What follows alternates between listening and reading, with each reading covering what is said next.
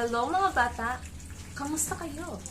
Ako nga pala si Binilin Julina, ang inyong guro sa asignaturang Araling Panglipunan, Baitang 5. Kaya, samahan niyo akong tuklasin ang ating bagong tatalakayin. Kaya, handa na ba kayong makinig, matuto, at makisaya sa ating bagong pag-aaralan natin ngayon? Kaya, ano pang hinihintay nyo? Tara na! Ating munang balikan ang ating nakaraang aralin bilang paghahanda sa bagong pag-aaralan natin ngayon. Mga bata, anong paksa ang ating tinalakay kahapon? Socio-cultural at political ng mga sinunang Pilipino. Tama yung sagot. Ang ating tinalakay kahapon ay patungkol sa socio-cultural at politikal ng mga sinaunang Pilipino. Kaya ngayon may gagawin tayo. Ito ay tinatawag na Hep Hep Hooray. So, ang inyong gagawin ay itaas ang dalawang kamay at sabihin hooray kung ito ay patungkol sa socio-cultural at politikal ng mga sinaunang Pilipino. At dalawang palakpak naman kasabay ng pagsabi na Hep Hep kung ito ay mali. So, naintindihan ba mga bata? Apa. Magaling! Umpisa na tayo. So, handa na ba kayo? So, sa unang bilang, ang sultanato ay isang uri ng pamalaan na itatag sa Mindanao ng mga Muslim. So, ano ang sagot? Hooray! Magaling! Sa pangalawang bilang, ang imam ang pinakamataas na uri ng tao sa pamalaang sultanato. Ano ang iyong sagot? Hep hep. Napakahusay! Pangatlong bilang, taglay ng sultan ang may kayamanan at mataas ang pinag-aralan. Ano ang sagot mga bata? Hooray! Napakahusay! Pang-apat na bilang, sundalo ang katulong sa pagpapatupad ng batas ng Islam. Ano ang sagot? Hep hep. Napakahusay! Panghuling bilang, ay ang adat at Sharia ay mga batas ng Islam na naayon sa Quran. Ano ang iyong sagot? Hooray! Napakahusay! Magaling mga bata! Masaya ako na naintindihan niyo ang ating nakaraang tinalakay. Kaya bigyan ng 3 palakpak at 3 patsak ang bawat sarili.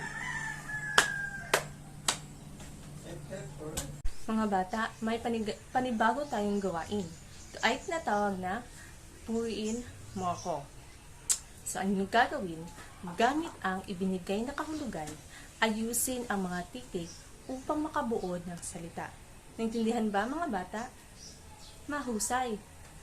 Sa unang bilang, ito ay tawag sa mga taong naniniwala kay Allah. Ano ang iyong sagot? Muslim po. Magaling. Pangalawang bilang, ang tawag sa banal na aklat ng mga Muslim. Ano ang iyong sagot? Quran po. Tama ang iyong sagot. Pangatlong bilang, ito ang relihiyon ng mga Muslim. Ano ang iyong sagot? Islam po. Napakahusay. Pang-apat na bilang, siya ang nagtatag ng relihiyong Islam. Ano ang iyong sagot? Si Muhammad po. Napakahusay. Panghuling bilang, ang nag-iisang Diyos na paniniwalaan ng mga Muslim. Ano ang iyong sagot? Si Allah po. Napakahusay. Ngayon mga bata, maipapakita ko ang larawan at tingnan niyo ng mabuti kasi may mga katanungan ako mamaya.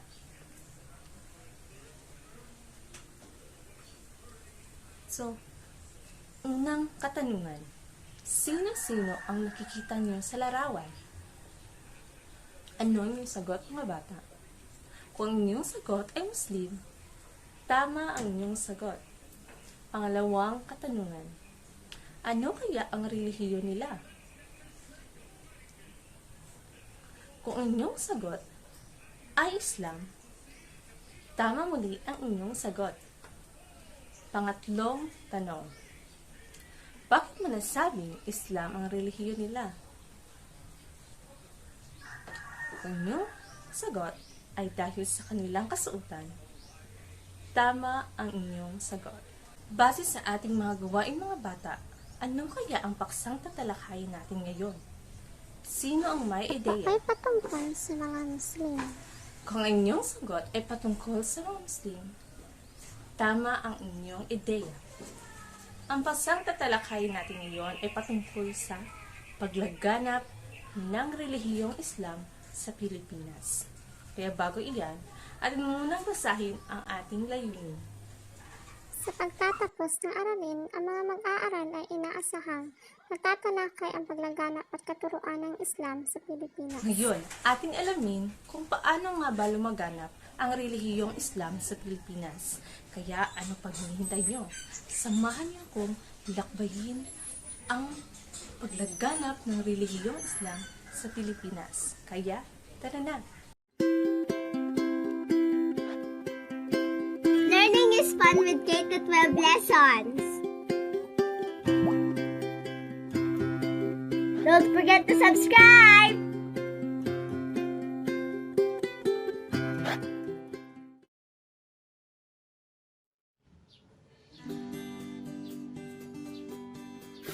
Paglaganap ng Islam sa Pilipinas. Bunsod ng pakikipagkalakalan ng mga sinuunang Filipino sa mga Arabong Muslim ay nakarating sa Pilipinas ang isang mahalagang impluwensyang umambag sa mayamang kultura ng mga Filipino, ang Islam. Ang Islam ay isang relihiyong may paniniwala sa iisang Diyos, si Allah.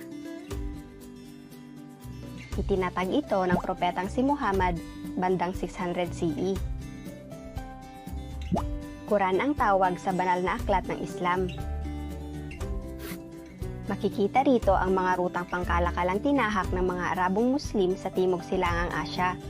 Sa pamamagitan ng mga rutang ito, ay nakarating sa Pilipinas hindi lamang ang mga dayuhang kalakal, kung hindi maging ang impluwensyang Muslim. Tunghayan sa timeline ang naging paglaganap ng Islam sa Sulu. Taong 1210. Pagdating ng mga Arabong mangangalakal sa katimugang bahagi ng Kapuluan. Taong 1280. Dumating sa Sulu si Tuan Masyayka, itinuturing na kauna-unahang nagpakilala ng Islam sa Pilipinas. Nakipag-isang dibdib siya sa anak ni Raha Sipad at nagsimulang magtatag ng pamayanang Muslim sa Sulu. Taong 1380. Mula Malacca ay dumating si Karim ul Makdum sa Sulu at nangaral ng Islam. Taong 1390. Dumating si Raha Baginda ng Palembang sa Sulu. Matagumpay niyang nahikayat ang ilang katutubo na lumipat sa relihiyong Muslim. Taong 1450. Dumating si Abu Bakar mula sa Palembang. Siya ang kinikilalang nagpalaganap ng Islam sa Sulu. Pinagkalooban siya ng pangalang Sharif ul Hashim nang maging kauna-unahang sultan ng itinatag niyang pamahalaang batay sa Sultanato ng Arabia. Sa panahon ni Abu Bakar, mabilis na lumaganap ang Islam sa Sulu. Mula sa Sulu at Mindanao ay mabilis na lumaganap ang Islam sa Luzon at sa Visayas.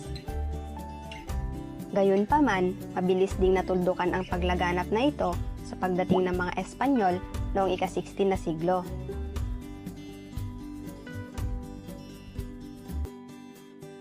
Nagtungo ang mga Filipinong Muslim sa katimugang bahagi ng Pilipinas upang mapanatili ang kanilang pagsasarili mula sa mga Espanyol. Sa kabila ng hangarin ng mga Espanyol na binyagan ang mga Muslim sa Kristyanismo, patuloy pa ring pangunahing paniniwala ang Islam sa rehiyon.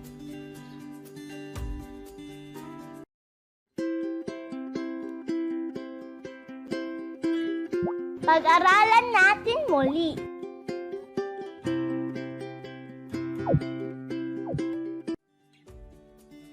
Ano ang tawag sa relihiyong may paniniwala sa iisang Diyos na si Allah?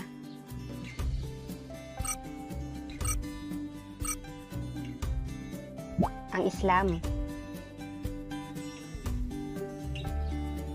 Kailan at sino ang nagtatag ng Islam?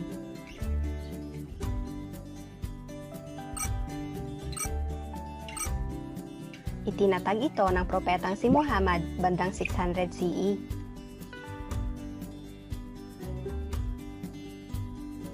Ano ang tawag sa banal na aklat ng Islam?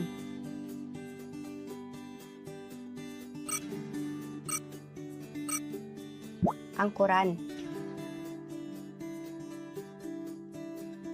Kailan dumating ang mga Arabong mangangalakal sa katimugang bahagi ng Pilipinas?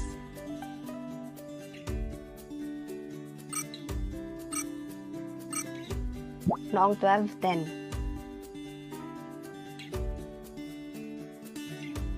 Sino ang itinuturing na kauna-unahang nagpakilala ng Islam sa Pilipinas? Nakipag-isang dibdib siya sa anak ni Raha Sipad.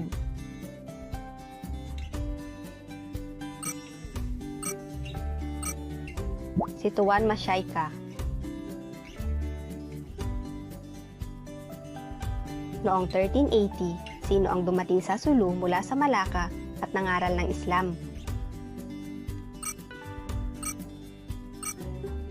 Si Karim ul Makdum. Noong 1390, sino ang dumating sa Sulu at matagumpay niyang nahikayat ang ilang katutubo na lumipat sa relihiyong Muslim?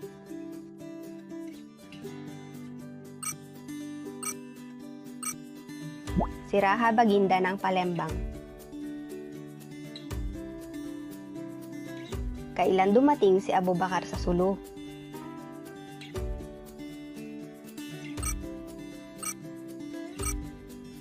Noong 1450. Sino ang kinikilalang nagpalaganap ng Islam sa Sulu?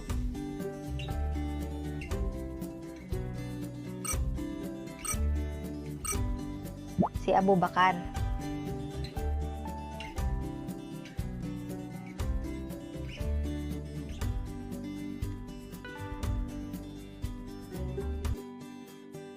Ano ang iba pang pangalang ipinagkaloob kay Abu Bakar?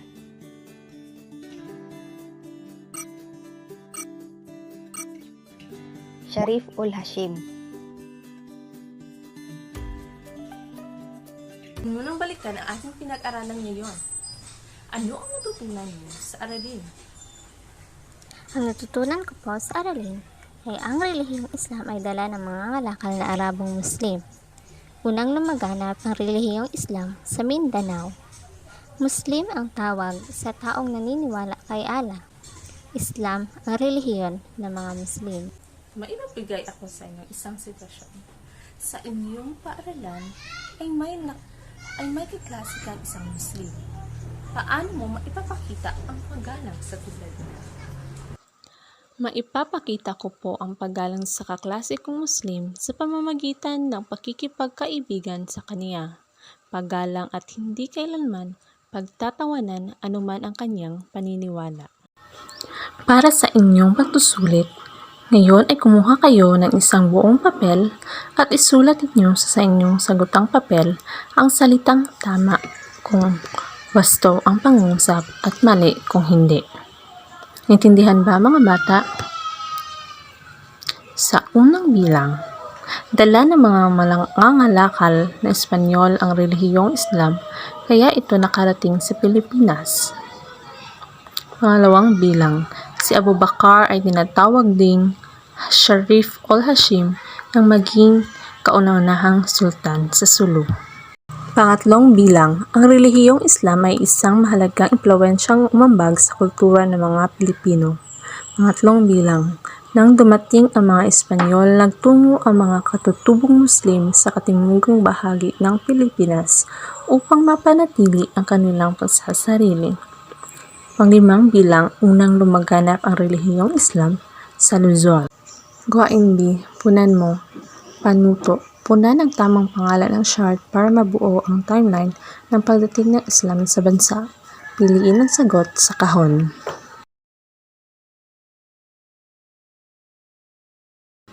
Bibigyan ko lang po kayo ng 3 minuto para sagutan ang pagsusulit.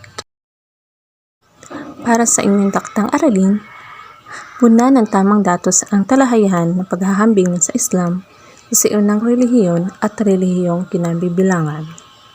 Naintindihan ba mga bata? Magaling! Salamat mga bata. Salamat sa pakikinig at sana ay marami kayong natutunan sa ating tinalakay ngayon. Sa uulitin mga bata,